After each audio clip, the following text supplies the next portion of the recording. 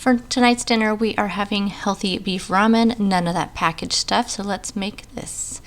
In my pan here, I have some avocado oil. I'm adding in some diced up bell pepper. You can use any kind of bell pepper you want. I love a red bell pepper in this type of thing. And then I have some frozen onion there, and then I have some broccoli. This was frozen broccoli that I did let sit out for just a little bit while I was getting all the rest of the ingredients together.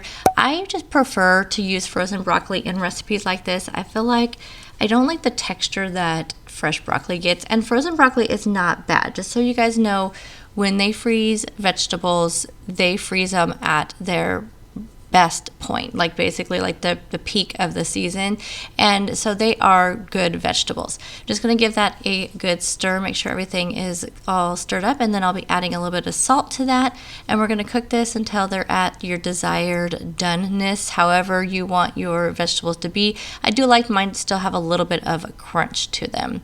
And then we're going to move on to the sauce. This recipe, which I will link down below, was not keto friendly, but I made it keto friendly with just these few adjustments. So it calls for brown sugar, a tablespoon of brown sugar. I'm using the golden monk fruit sweetener from Lakanto, so you can use any kind of sweetener that you want. And it calls for a minced garlic. It says 1 clove. And then I'm using some apple cider vinegar, so you need a tablespoon of that. And they always say to get the apple cider vinegar with mother. I don't know why, but that's what they say to do, so I have that. So 1 tablespoon of that.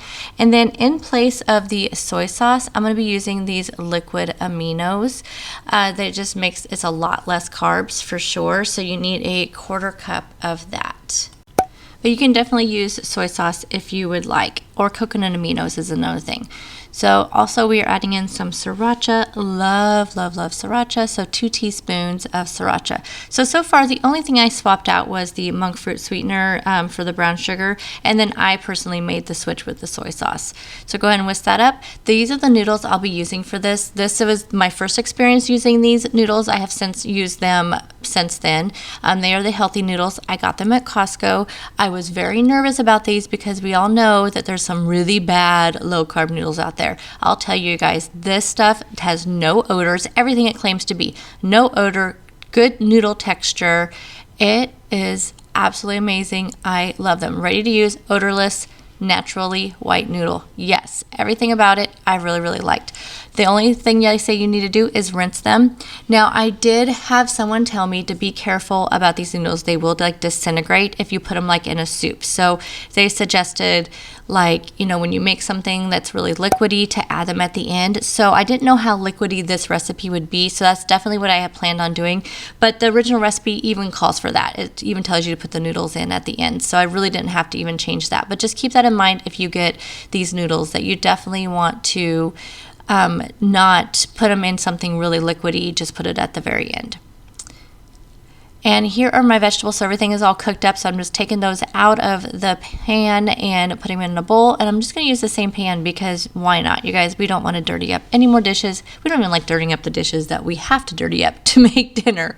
So I'm going to go ahead and move my camera over, and we are going to cook up some ground beef. Now you could do ground beef, ground turkey, ground chicken, whatever you want in this. This is a beef ramen, so I'm doing ground beef. So I'm just going to go ahead and cook this up until everything's all cooked through. In a lot of these recipes, I don't tell you that I'm adding salt and pepper, but I do. I season every layer of my dishes. So if I don't mention it, I do. So just you do you as far as your seasoning goes, but I do season every single layer of all of my things. So I seasoned the vegetables with salt and pepper. I seasoned the beef with a little bit of salt and pepper. I do watch the salt. I am very careful with how much salt I put in because I know I am seasoning every layer, but that's how you can ensure that you get a solid seasoning throughout your recipe, especially when you are making these quote like healthier recipes. People complain they have no flavor, but I feel like you can't complain about that with keto because you do have a lot of flavor since you are adding fat to most of your recipes. Okay, so I added the vegetables to the beef, and when the beef is all done cooking, stirred that up. Now we're adding in our noodles. I just kind of was really careful. Since I never used these before, I didn't know like how maybe how fragile they were, but they aren't. They are really good.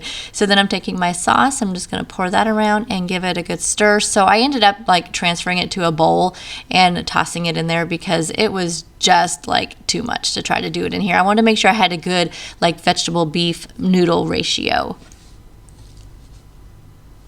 Almost forgot to tell you that I am topping this off with some sesame oil also, because you know how much we love our sesame oil. You can also, like, I always like to add it in at the end for sure, because you get that pop of flavor, but you can add it in to recipes and use it to cook your meat and stuff in. So like I said, I tossed it in a bowl, and this is what we got. Oh my goodness, you guys, look at that. It is so good. It turned out so good. These noodles are just perfect. I really still want to do like a pad thai noodle with these. I think they would be excellent. So I will link this recipe down below.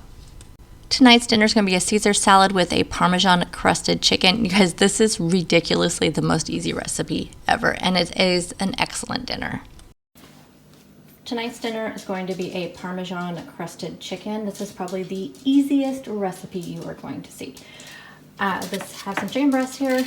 I always season every layer. So even if the recipe tells you to only season like the egg, which is what I usually season, like the egg layer is what they usually say to season when you're breading things, always season every layer. That way you get a lot of seasoning and you get a lot of flavor.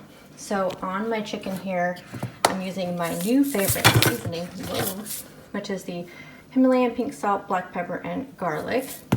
So I sprinkle that on both sides. I have 2 eggs and a tablespoon of water just to make the egg wash. I'm gonna whip that up here a little bit better.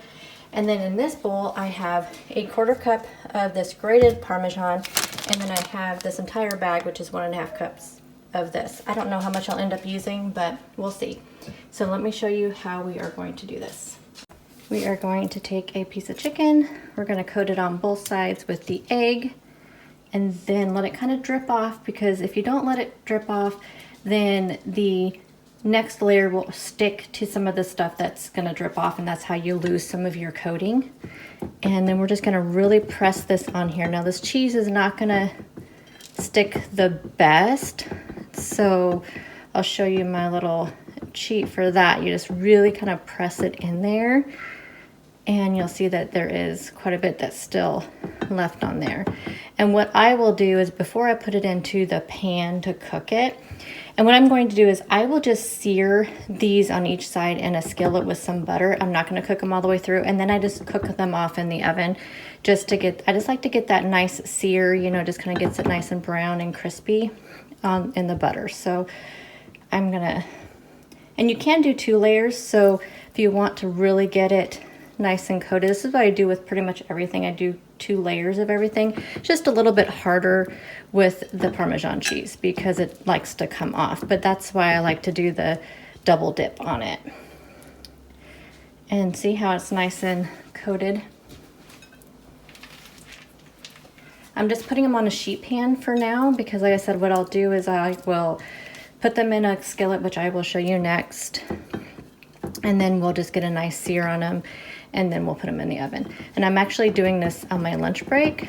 That way these are ready to go when I get off work, and I just have to cook them. And so I like to do a lot of prep during my lunch break when I can, because it helps. Since I'm working at home, I'm going to take advantage of the working at home, because we won't be home forever.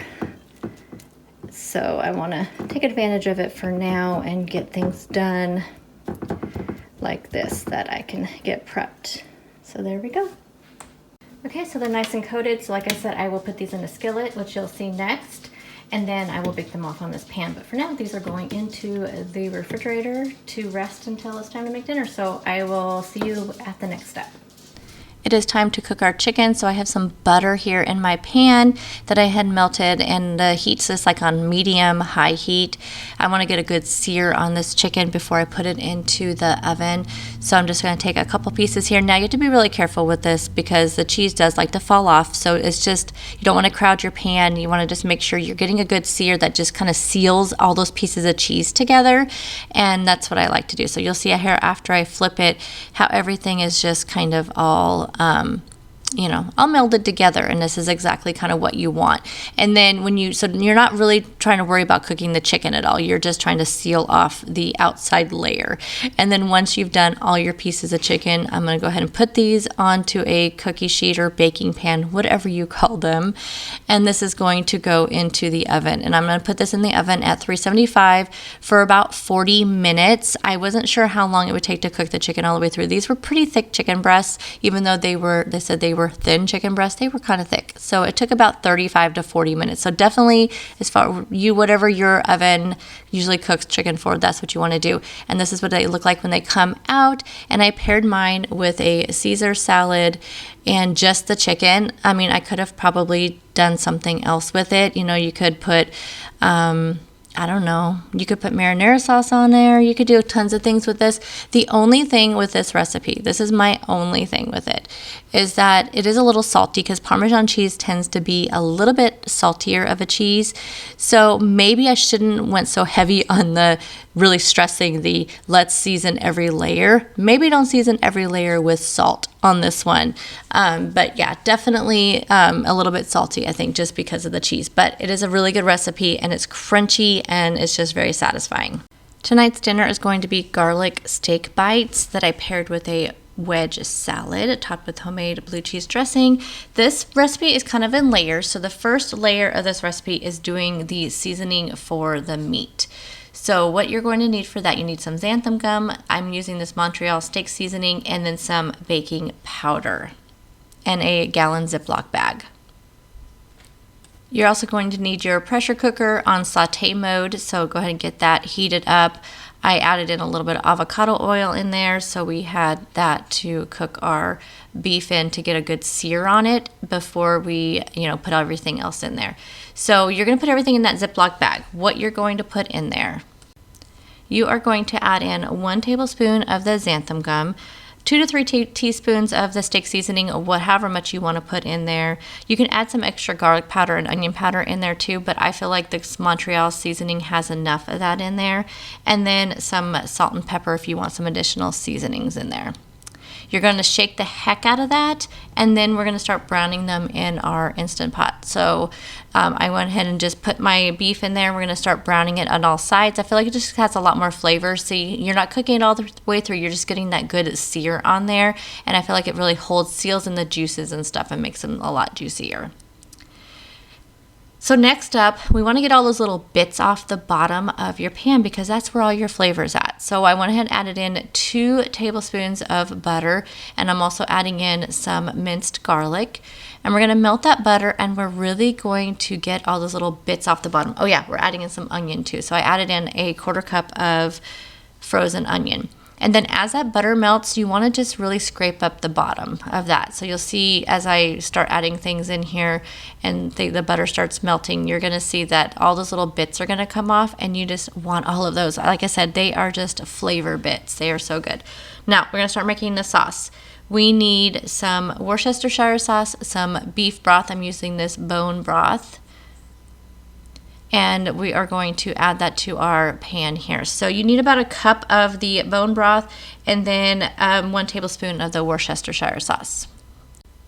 Now, because I want this to be really thick, I'm going to add in a little bit more xanthan gum. So I'm going to bring this to a boil, and then once it comes to a boil, we're going to add our xanthan gum. You never add xanthan gum to a liquid unless it's boiling, or else you're going to get a really gummy texture. Now, depending on your pressure cooker, I just have this Crusted one. I'm going to put this on the meat setting. Make sure it's high pressure, and you're going to do it for 25 minutes. So just make sure you have it on high pressure. So you can do it manual, high pressure, however you want to do it. Like I said, I just did the beef setting for 25 minutes. Then you're going to let that natural release for 10 minutes after the timer goes off. And this is what you're going to get. You're going to get a lot of steam, but this is what it's going to look like. You have this nice, beautiful gravy. Now, I had a really hectic day this day. You guys probably remember this day. It was the day we went to the vet. So I did not have time to make, I was going to make garlic cauliflower mash to go underneath this, or some cauliflower rice. I didn't have either one ready to go. So I just had a side of this with my wedge salad there. And to make the wedge salad super, super simple, you just take a wedge of iceberg lettuce, you add on whatever toppings you want. I did blue cheese, some bacon bits, some half grape tomatoes, and then I just added some homemade blue cheese dressing on top, and that was that. And it was absolutely amazing. It is such a simple salad, but yes, this definitely would have been better having it on top of either some cauliflower rice or some mashed cauliflower, but these were so tender, so good, and I've had them for leftovers. I have a little bit left now that I'm going to have for leftovers probably tonight. As always, thank you guys so much for taking time out of your busy days to watch my videos. I appreciate you all so much. All of these recipes will be linked down below in the description box. As usual, I try to make sure I tell you any substitutions I make to make these low carb keto friendly. Most of these recipes were already written that way, which was fabulous, but you guys know which substitutions usually to make, whatever works for you and your family. And thank you guys again so much, and I'll see you guys in the next video. Bye guys.